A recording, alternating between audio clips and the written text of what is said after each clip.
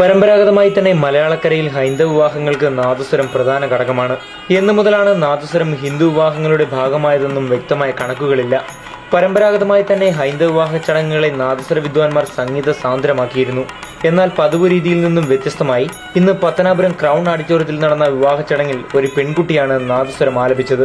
നാദസ്വര വിദഗ്ധന്മാർ സാധാരണമാണ്. എന്നാൽ ഇവിടെ നാദസ്വരമേളം അവതരിപ്പിച്ച് സദസ്സിന്റെ കണ്ണും മനസ്സും കവർന്നത് അടൂർ ചൂരക്കോട് ഗവൺമെന്റ് ഹൈസ്കൂളിലെ 9ാം ക്ലാസ് വിദ്യാർത്ഥിനിയായ ആര്യകൃഷ്ണനാണ്. പ്രശസ്ത നാദസ്വര വിദ്വാനായ ഓച്ചിറ രാധാകൃഷ്ണന്റെ മകളാണ് ഈ നാദസ്വര വിദഗ്ധ. നാദസ്വര വിദഗ്ധൻ എന്ന് കേട്ടിട്ടുണ്ട്. എന്നാൽ നാദസ്വരം അവതരിപ്പിക്കുന്നത് പെൺകുട്ടിയാണെങ്കിൽ അവരെ എന്തു വിളിക്കണം? പത്തനാപുരം മഞ്ചള്ളൂർ ബിജി ഭവനത്തിൽ ബാലകൃഷ്ണൻ ഗിരിജ ബാലകൃഷ്ണൻ ദമ്പതികളുടെ മകൾ നീതു ബാലകൃഷ്ണന്റെയും മടവൂർ GS ഭവനത്തിൽ ഗണപതി പോറ്റിയുടെയും ശ്യാമളകുമാരിയുടെയും മകൻ സാദിയുടെയും വിവാഹ ചടങ്ങാണ് ആര്യകൃഷ്ണൻ സംഗീത സാന്ദ്രമാക്കിയത്.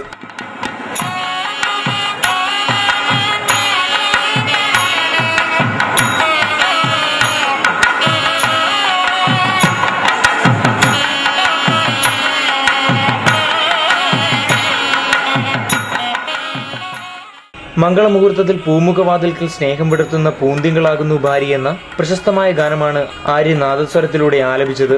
എല്ലാം വളയിട്ട കൈകൾക്ക് വഴങ്ങുമെന്ന പുത്തൻ കാലഘട്ടത്തിലെ പെൺകുട്ടികൾ സമൂഹത്തെ ബോധ്യപ്പെടുത്തുകയാണ്. News bureau, Pathanapuram.